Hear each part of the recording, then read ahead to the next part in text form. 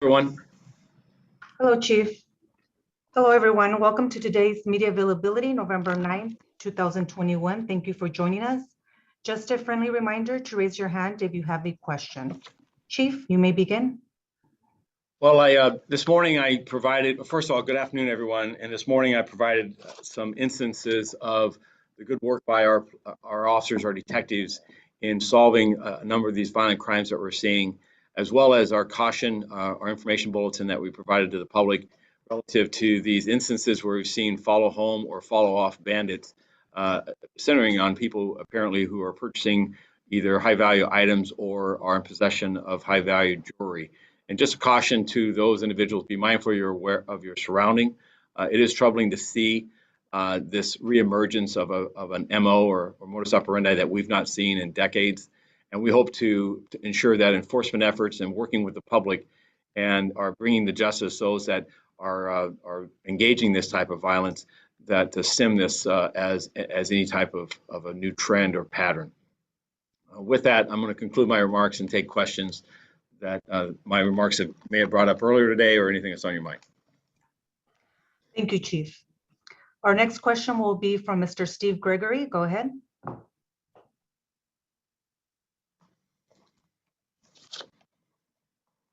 Go ahead, Steve, with your question. Here. Okay. Good afternoon, Chief. Good afternoon. So a lot has been said about why these sorts of brazen crimes are happening right in the middle of broad daylight, and why people are just walking up doing these snatch and grabs and all this other stuff. A lot's been said with the fact that there is a sense that these people feel like that there's not going to be any prosecution of these crimes. There's not going to be any consequences for these crimes. Are you seeing any kind of a nexus between those two out in the field? And when you're talking to these individuals, when you grab them, are they giving you excuses why they're doing this?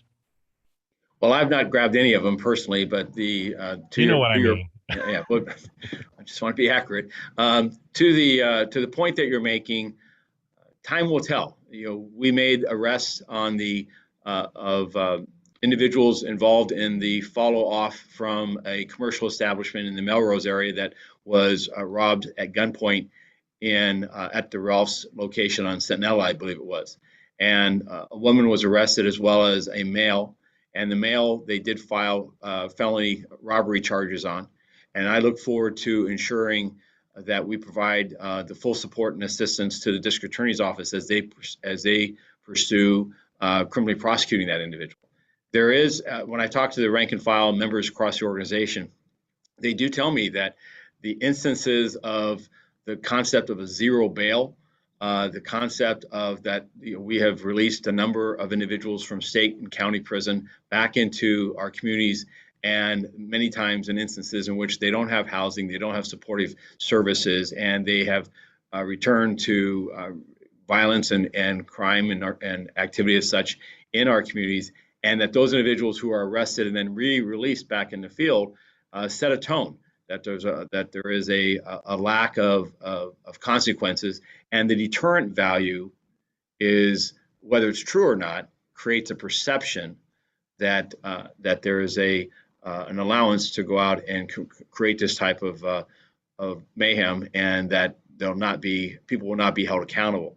So we intend to demonstrate that that's not the criminal justice system that I know, that our felony courts are working, that there is bail for, particularly on violent crime, and enhancements that are available to prosecutors, and that people who are engaged in these brazen acts of armed robberies for individuals, whether it be expensive jewelry or not, that there's no temperament to allow that, or to apologize for it, or somehow suggest that this is going to be tolerated. The other aspect of this that's important is that for our communities that has been at times lulled into a sense of safety or false sense of security, to recognize that we are in an uncertain time.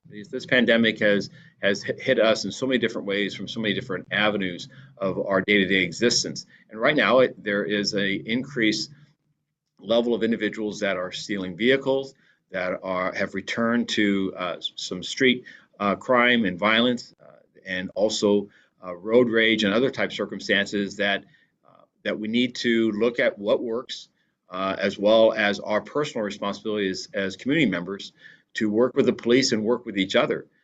to harden the target and to demonstrate resolve that we're not going to accept this or allow this deterioration. And I want to close by saying, the numbers that we're looking at today are still below on robberies, particularly below where we were 2 years ago. But what we are talking about most particularly, and why we're bringing attention to the robberies, is because the dangerousness of these robberies, while percentage year over year is we're still in the reduction column, the number of people carrying handguns and firearms and attempting to rob individuals in daylight or otherwise has increased significantly, and the potential for loss of life has also increased. And I referenced this in my remarks during the commission, where one of the brazen attempt robberies occurred where a man got back into his car in the Melrose area and a gunman appeared at the door and attempted to rob him of a watch. A struggle ensued and a round was fired from that handgun. Fortunately, no one was struck and no one lost their life in regards to that encounter. But those are startling times because we remember a number of us back from the 90s when this was more commonplace. So again, we're here not to do anything other than to draw attention to this, that it's happening, that it is disproportionate. The robberies that occur in the city are still bodily force oriented, but increasingly we've seen more handguns, and so the dangerousness has gone up, and we need the public to be aware and to be part of the solution of countering this violence by taking proactive actions of being aware of their surroundings, of understanding that they are a target when they display expensive jewelry or such, and that there's things that they need to do in regards to improve all of our safety in our communities. Quick follow-up: are the horse patrols working? The horse patrols are working. There's just not enough of them. The efforts and up to this last announcement, the efforts in Melrose have been a success. We applied, added foot beats. Those foot beats have continued, and we have seen an overall reduction in the instances of reported violent crime in the Melrose area.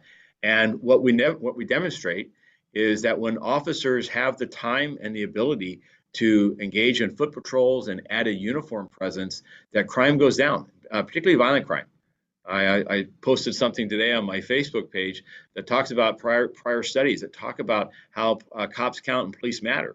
That when we look at in years past, when you see a reduction in a size of a workforce, that you see an increase in violent and property crime. And when you see an increase in staffing, that you see a decrease in violent crime. And so what we're seeing right now is a combination of we are impacted with a workforce that is challenged to meet these increasing numbers of violent crimes. But also in saying that, I want to make sure the community understands we're focusing our personnel on violent crime first. And we're going to ensure that those investigations are intensive and they're not with restraints, and that they are going out to identify and bring to justice those involved. The other two cases I hallmarked today involving the homicides, one of an innocent woman just attempting to go to work on a Sunday morning, was a lone gunman just senselessly shot and killed her. We pursued him and captured him in Indiana.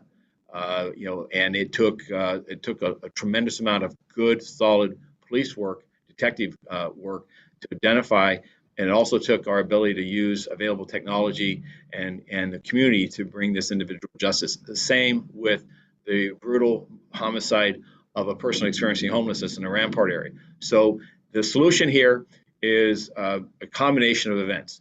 But if there is any sense by the criminal element or others within the community that the Los Angeles Police Department or law enforcement has lost the ability and our staffing and so forth has us from pursuing these individuals, make no mistake about it. We are fully committed to that, and I believe that our efforts in concert with working with our communities, as well as working with getting our social systems back together and getting supportive housing and getting services to people in need, that combination will have for better times ahead.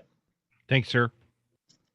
Thank you, Chief. Our next question will be from Chelsea Edwards. Go ahead, Ms. Chelsea Edwards, what's your question? Thanks so much. Good afternoon, Chief. Are you aware of reports that several LAPD officers attended and participated in yesterday's anti-vaccine rally that happened downtown, and that they were in uniform? Also, do you have a response? Yes, so thank you for the question. This question is, we heard from a number of individuals this morning's Board of Police Commissioners public comments section. So the Grand Park had a protest yesterday that had 4,000 to 5,000 people attended. In response to that gathering, in part, LAPD had special event personnel that were nearby to ensure the safety of everyone involved. Protests, should there be any counter protests, as well as the business and civic center community foot beats or foot patrols and other things that are going on there. I'm not aware of any on-duty LA police officer in or out of uniform that attended that protest as a participant. If they had, it would be inappropriate. It would be inappropriate for an on-duty officer to attend any demonstration, regardless of its purpose, as an active participant in, well, let me say not any presentation. If this was a peace march, if this was a demonstration for women's rights, then I would, or other rights of individuals, these are things that that an officer could attend as part in a supportive role. But to be present there, to advocate for this anti-vaccine or this First Amendment rights, that is to be limited to off-duty personnel only, and only then in a manner that does not represent the Los Angeles Police Department.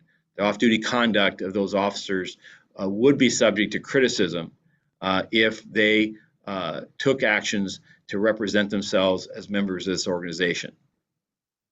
Thank you, Chief. And quick follow-up.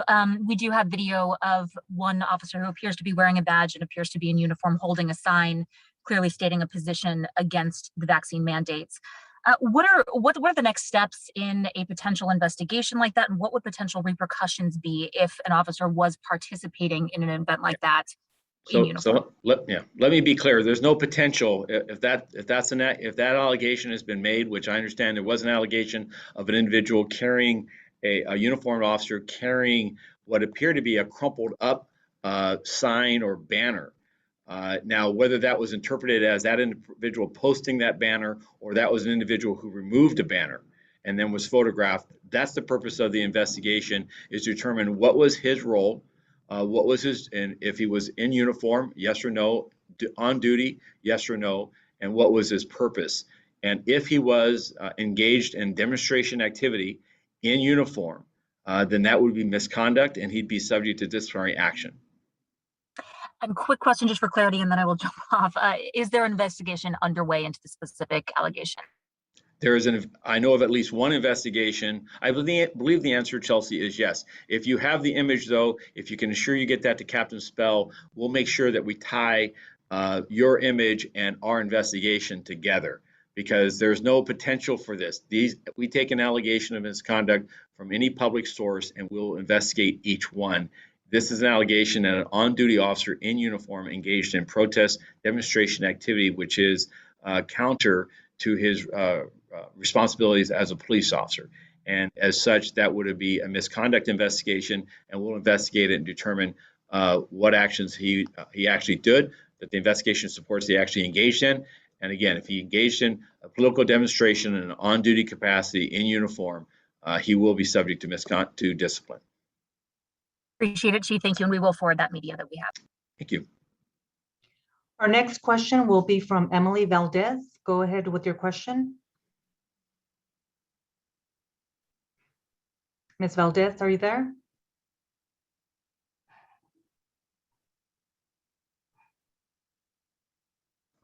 Okay.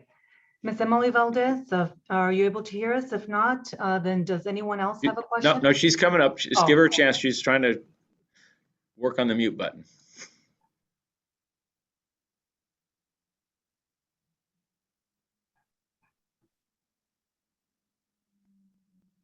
So Emily, just so you know, we cannot hear you. We see the mute button is off, but we can't hear you.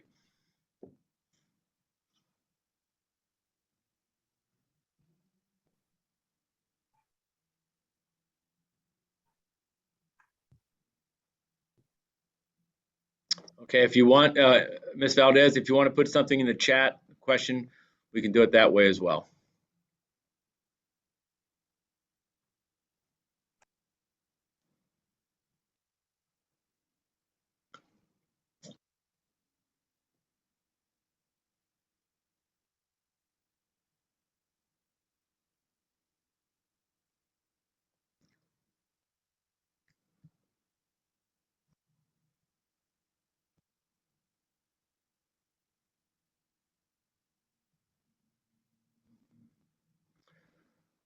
Okay, unfortunately, we don't have anything from Ms. Valdez, so I'll let her follow up with Captain Spell and Media Relations and make sure we'll get an answer to her question. Okay, I'll give this back over to Media. Sir, do you have any final thoughts? Nope. Okay, sir. Well, All right. everyone, thank you for joining us. Have a great day. Thank you, guys.